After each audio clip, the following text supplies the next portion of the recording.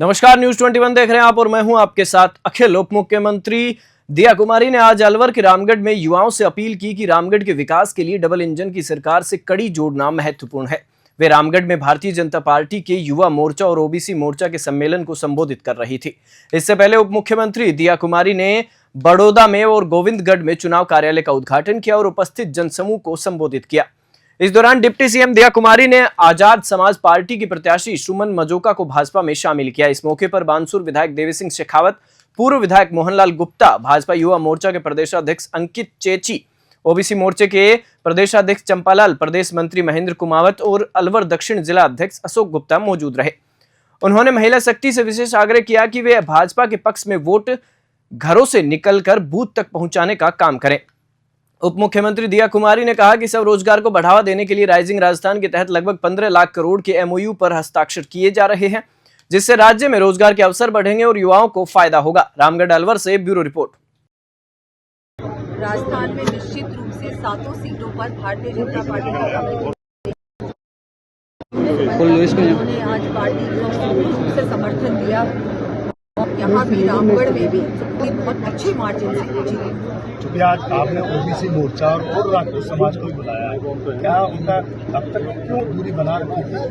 अब उनको क्या आपने वादे किए हैं, किस तरह का आपने दूरी किसी ने नहीं बनाई थी, सब एक साथ काम कर रहे थे। 36 कौम आज यहाँ पर उपस्थित हुए हैं, सभी समाज के अलग अलग समाजों से बहुत सारे हमारे वरिष्ठ जन यहाँ पधारे हैं। उन्होंने पार्टी को समर्थन भी दिया है, विश्वास भी दिलाया है कि हम बहुत अच्छे वोटों से इनको ऊपर जिताएंगे। सर मैडम एक सवाल मेरा यह है कि जो कांग्रेस से प्रत्याशी हैं आर्यन जुबेर खान, उन्होंने अभी एक बयान दिया था कि 36 बिरादरी के जो लोग हैं वो बेरोजगारी के चक्कर में साइबर अपराध करते हैं। आप इस बात को, बीजेपी इस बात को कितना मानती है? क्या वाकई में 36 बिरादरी लोग साइबर अपराध में जुड़े हुए हैं? क्या ऐसा नहीं कहना चाहिए, बिना किसी तथ्य के आप कैसे बोल सकते हो कि कोई भी 36 को अपराधी है या उनके जो युवा बेरोजगार है वो अपराध करते हैं? ये बहुत गलत बात है और उन्होंने अगर ऐसा कहा तो ये बिल्कुल सही बात नहीं है। मैं तो ये कहूँगी नहीं, जितने भी हमारे युवा है, भारतीय जनता पार्टी की प्राथमिकता है कि उनको रोजगार मिले। हमने बजट में भी कहा है कि कम से कम 4 लाख युवाओं को हम इन हमारे पूरे कार्यकाल में रोजगार देंगे, गवर्नमेंट जॉब्स देंगे, उसके अलावा भी अन्य नौकरियां भी देंगे। कम से कम 10 लाख नौकरियां राजस्थान के युवाओं को मिलेंगी। इसीलिए राइजिंग राजस्थान में आपने देखा होगा 15 लाख करोड़ के एमओयू साइन हुए। का मतलब है कि यहाँ पर निवेश आएगा, इन्वेस्टमेंट आएगा, इंडस्ट्री आएगी। इंडस्ट्री का आना उसका मतलब ये है कि रोजगार बढ़ेगा। मैडम एक सवाल है, आप लंदन गए, आप उसके अलावा 2 जगह गए, आप और सीएम साहब, कितना निवेश आने वाला है? युवाओं को कितनी नौकरी, किस तरह का कैलेंडर सरकार ने जारी किया? मैंने आपको बताया कि 15 लाख करोड़ के एमओयूज ऑलरेडी साइन हो चुके हैं और अभी राइजिंग राजस्थान 9 से 11 दिसंबर को है। उस समय और एमओयूज भी साइन होंगे और ये एमओयूज धरातल पर उतरने वाले एमओयूज, हमने सिर्फ पेपर कागजी का ही नहीं की है विरोध सरकार की तरफ। हम लोग इन एमओयूज को धरातल पर भी उतारेंगे और रोजगार में ज्यादा से ज्यादा रोजगार स्थानीय हमारे युवाओं को मिले, वो हमारी प्राथमिकता है। ठीक है मैम, थैंक यू।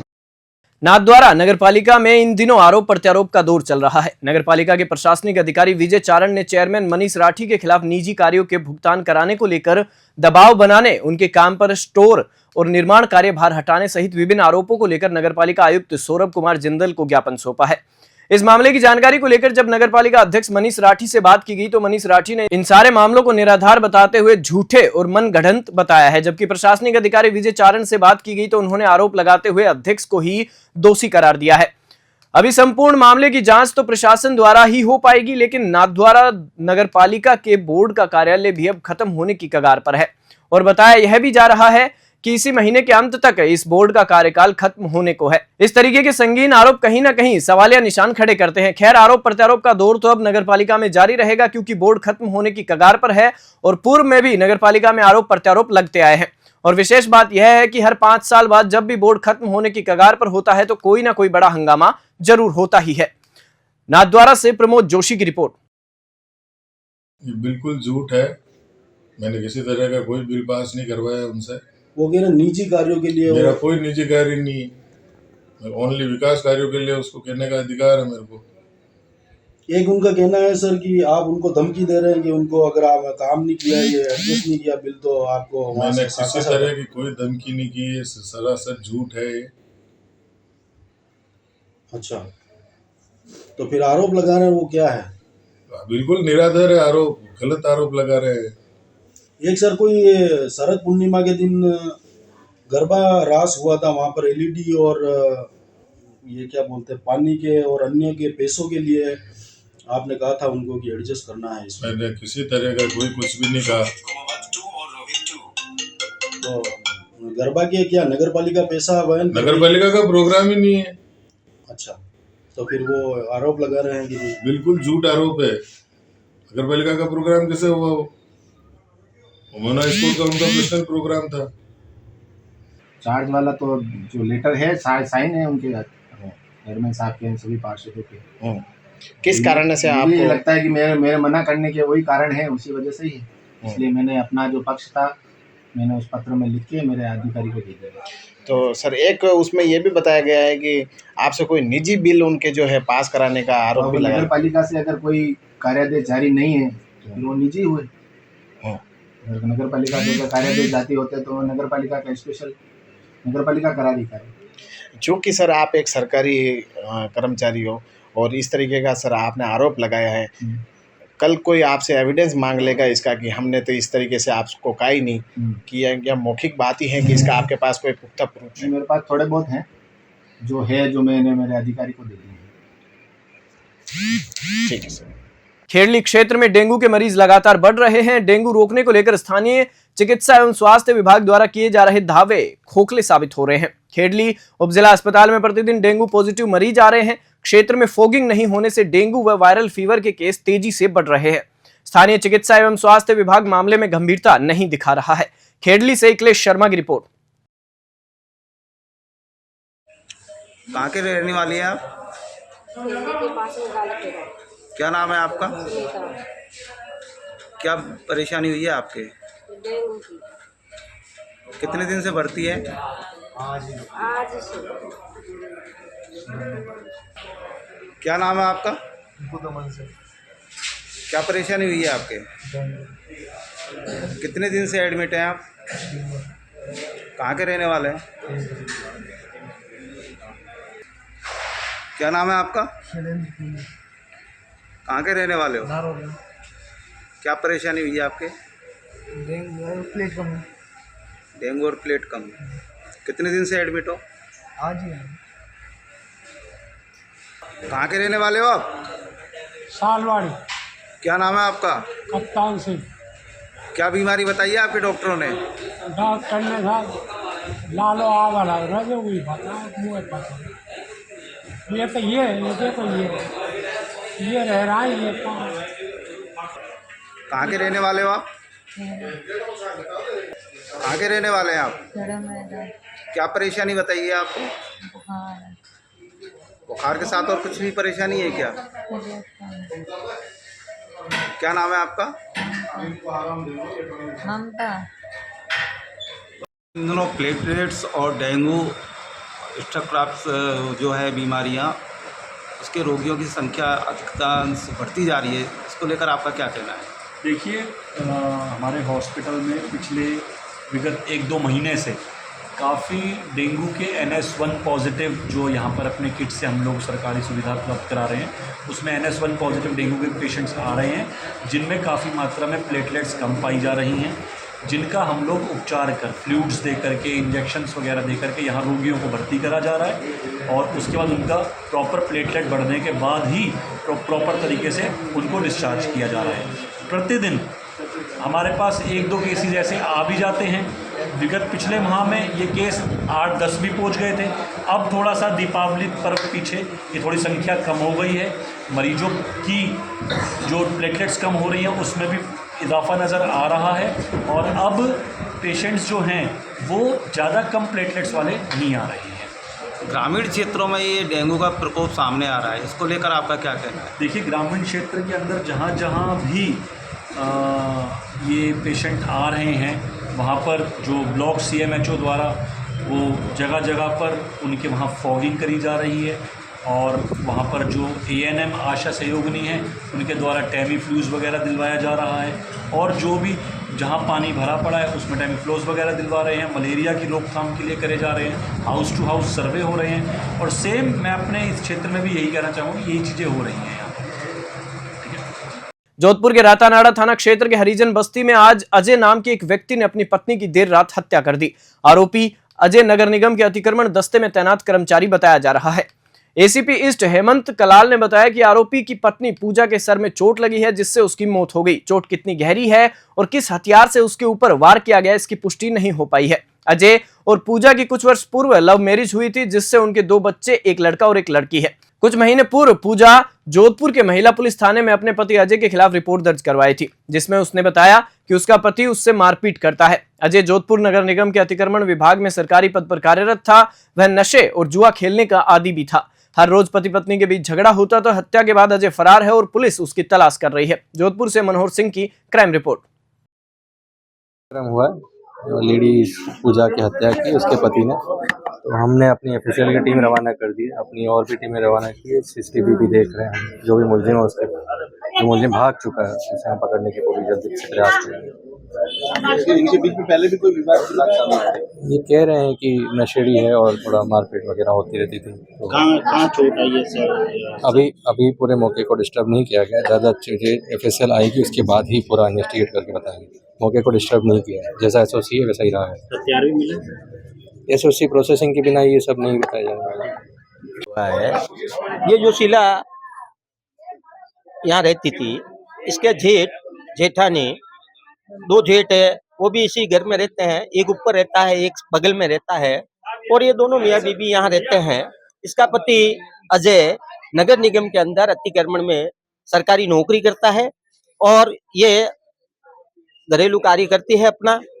और कल रात को पता नहीं दोनों बच्चे कहीं अपनी मौसी के घर गए हुए थे, और मौसी के घर से जब ये सवेरे आए तो बच्चों ने दरवाजा खोल के देखा तो पता चला इसके सर के ऊपर चद्दर ढकी हुई थी, और चद्दर जैसे ही उसने मम्मी को जगाने के लिए उठाई तो पता चला कि उसके सर में चोट लगी हुई है। तब उसने चिल्लाए। दोनों बच्चे लड़के, उसके साथ में एक मौसी का लड़का था, और बस्ती वाले हम इकट्ठे हुए। मैं बस्ती का पूर्व अध्यक्ष राजेश तेजी। तो हमें जानकारी हुई। जानकारी होने के पश्चात हम पुलिस में गए। पुलिस में जाने के बाद पुलिस को सूचना की। पुलिस यहाँ मौके पर पहुंची है, मीडिया भी तमाम यहाँ पहुंची है। और यहाँ पे जब अंदर गए तो क्या देखा आपने, कैसे? मैं जब अंदर गया तो उसके सर के ऊपर चद्दर ओढ़ी हुई थी, और मैंने देखा कि उसके सर के ऊपर चोट लगी हुई थी, जिससे वो लहूलुहान थी। ठीक है, मैंने उसको हाथ देखा उसका, मैंने कहा हॉस्पिटल ले जाऊं, कोई बात नहीं है, अगर ये बच सकती है तो उस समय ऐसा प्रतीत हुआ कि ये इस दुनिया में अब नहीं रही है। हथियार वगैरह कुछ मिला? कुछ भी, कोई हथियार यहाँ नहीं है। मोबाइल भी उसका बंद आ रहा है, और बच्ची का मोबाइल यहाँ रखा हुआ है। आराम से खाना खाया है। बर्तन भी अभी तक जो रात को खाना खाया है वो धोए हुए नहीं है। पहले भी कभी लड़ाई होती थी इनके बीच में कुछ? हाँ, ऐसे ही चलता रहता था, पति पत्नी के बीच में विवाद थोड़ा मोड़ा चलता रहता था, लेकिन हमने इतनी बड़ी घटना को अंजाम देने का नहीं सोचा था कि कभी ऐसी घटना घटित हो जाएगी। पहले कभी शिकायत की थी उसने पूजा ने? ये अभी कुछ दिन पहले ही पुलिस थाने गई थी अपने पति के विवाद को लेकर के। फिर पुलिस वालों ने इनको आपस में समझाइश करके भेजा भी था। क्या शिकायत थी उसकी? उसकी शिकायत यही थी कि मेरा पति मेरे साथ में मारा पीटी करता है। उस बात को लेकर के ये गई भी थी। उस पश्चात कल रात को ये ऐसी घटना घटित हो गई। ये सरकारी कर्मचारी है क्या? जी हाँ, ये नगर निगम में अतिक्रमण में है। राजेश तेजी। जयपुर के सवाई मानसिंह मेडिकल कॉलेज से अटैच हॉस्पिटलों में अधीक्षक पद के लिए 13 डॉक्टरों ने आवेदन किया है। इन आवेदन में इस बार एक भी महिला डॉक्टर ने आवेदन नहीं किया। इन आवेदनों को अब सरकार को भिजवाया जाएगा, जिसके बाद इनके इंटरव्यू किए जाएंगे। दरअसल मेडिकल एजुकेशन डिपार्टमेंट ने जयपुर के सवाई मानसिंह मेडिकल कॉलेज समेत प्रदेश के अन्य 5 मेडिकल कॉलेज से अटैच सरकारी हॉस्पिटल में नए अधीक्षक लगाने के लिए 4 नवंबर से आवेदन मांगे थे। इसकी आज 6 नवंबर को आखिरी तारीख थी। जयपुर के SMS मेडिकल कॉलेज से attach hospital, SMS hospital, state cancer hospital, JK Lon super speciality hospital, Pandit Deendayal Upadhyay Gangauri hospital, Kanwatia hospital, satellite Bani Park और SR गोयल हॉस्पिटल सेठी कॉलोनी में अधीक्षक पद के लिए आवेदन मांगे हैं। इसके लिए कुल 13 डॉक्टरों ने मेडिकल कॉलेज में आवेदन पत्र जमा करवाए हैं। जयपुर से ब्यूरो रिपोर्ट। बाड़मेर जिले के शिव विधानसभा क्षेत्र से विधायक रविंद्र सिंह भाटी जोधपुर दौरे पर रहे। इस दौरान उन्होंने राजस्थान में हो रहे 7 सीटों पर उपचुनाव पर बोलते हुए कहा कि लोकतंत्र में निर्दलीय उम्मीदवारों की भूमिका महत्वपूर्ण होती है। अगर कोई निर्दलीय प्रत्याशी चुनकर आता है तो वह पार्टी लाइन जो बड़े बड़े राष्ट्रीय पार्टियां हैं उनसे हटकर जनता की आवाज को मुखर करता है। नरेश मीणा के सवाल पर विधायक भाटी ने कहा कि मैं अपने भाई को बधाई देता हूं कि वह चुनाव लड़ रहे हैं। इसके साथ ही उन्होंने 13 नवंबर को ज्यादा से ज्यादा मतदान करने की भी अपील की। वहीं अनीता हत्याकांड मामले में विधायक रविंद्र सिंह भाटी ने कहा कि यह एक निर्मम और जघन्य हत्या है, इसका खुलासा जल्द से जल्द होना चाहिए। पुलिस के आरोपी नहीं पकड़े जाने के सवाल पर उन्होंने कहा कि पुलिस को भी जल्द से जल्द कार्रवाई कर हत्यारे को पकड़ना चाहिए और इस पूरे मामले का खुलासा करना चाहिए। जोधपुर से मनोहर सिंह की खास रिपोर्ट। आप निर्दलीय की कितनी भूमिका मानते हैं और निर्दलीय को चुनाव लड़ना चाहिए, इसको कितना सही मानते हैं? निश्चित रूप में ना निर्दलीय ना चुनाव लड़ना चाहिए और दलगत राजनीति में ऊंचा उठ जनता रे आदेश रे अनुसार निश्चित रूप में ना भाग्य आजमाना चाहिए।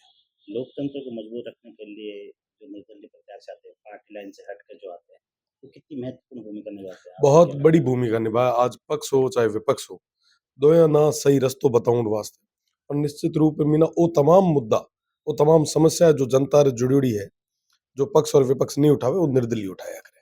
आपको लगता है कि राजनीति हावी नहीं हो, पार्टी लाइन हावी नहीं हो? बिल्कुल, निर्दलीय निश्चित रूप मीना जे पार्टी लाइन हावी नहीं हुए ये वास्ते निर्दलीय बहुत ज्यादा जरूरी है और निर्दलीय खुद रे मीना एक दल लेर चलिया करे। आपके साथी भी चुनाव लड़ रहे हैं, नरेश मीणा, आपने पहले कहा था मैं जरूर प्रचार के लिए जाऊंगा, करो क्या बुलावा आया?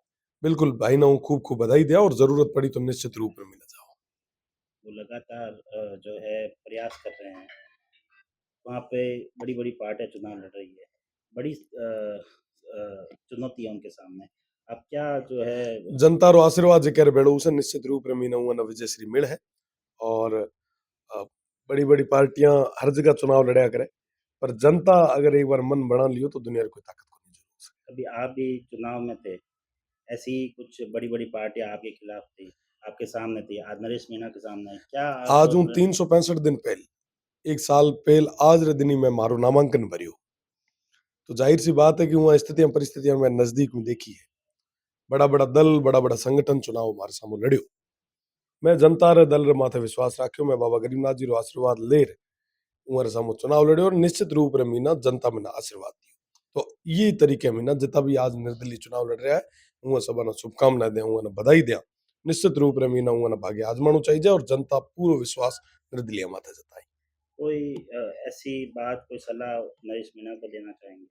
उन तमाम साथियों ने कहना चाहूँ, जितना भी मतदाता हूँ सब ने कहना चाहूँ कि आप सब 13 तारीख का ज्यादा ज्यादा वोट करे, आप जो मतदान रो जो अधिकार है वो उपयोग जरूर करे और एक मजबूत जो आप क्षेत्रीय बात ना प्रदेश संगम मोटी पंचायत में रख सके, आप पूरे माथे विश्वास जाता है।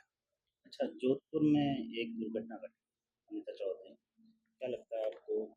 जांच होनी चाहिए, निश्चित रूप में जांच होनी चाहिए और जो भी घटना घटित हुई है उन कड़े शब्द निंदा करा और प्रशासन ना निष्पक्ष हुए, निश्चित रूप में जांच करें। पुलिस कहीं ना कहीं देरी कर रही है, आरोपी गिरफ्तार नहीं हुआ है। आरोपियों ने गिरफ्तार करना चाहिए ताकि लॉ एंड ऑर्डर मेंटेन रहे और एड़ा जो मुकदमा है, एड़ा जो प्रकरण है और खुलासो भी समय रहते होना चाहिए। पंचायत समिति सभागार बानसूर में एवं उपखंड नारायणपुर के समस्त ब्लॉक स्तरीय अधिकारियों की बैठक बुलाएगी। बानसूर उपखंड अधिकारी अनुराग हरित की यह पहली बैठक थी।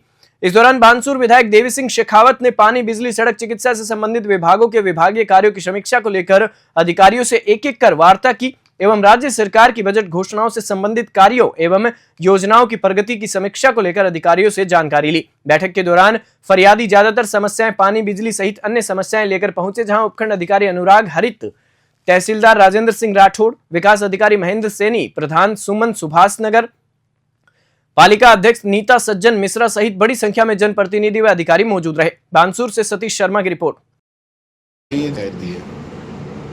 आज बिजली पानी को छोड़कर रेवेन्यू संबंधित लगभग 35 परियोजनाएं आई हैं, जिनको शीघ्र ही उनके निस्तारण के लिए अभी एसडीएम साहब को निर्देश दे दिए गए हैं। सप्ताह भर के अंदर उनको जो भी है उन्हें निस्तारण करके उन्हें सूचित करा दिया जाएगा। इसके साथ में बिजली और पानी के जो पेंडिंग हमारे केसेस हैं उनको शीघ्रता से पूरा करने के लिए कहा गया है और बहुत तेजी से इसमें काम चल रहा है।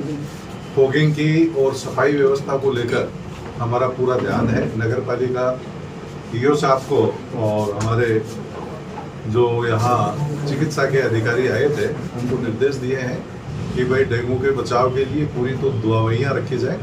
यहाँ लगभग हमारे सारे ही हॉस्पिटलों में 285 या 257 के आसपास यहाँ दवाइयाँ सभी हॉस्पिटलों पर उपलब्ध है, जिसमें तकरीबन सभी बीमारियों का इलाज होना संभव होगा और बाहर की दवाइयाँ डॉक्टर नहीं लिखेंगे।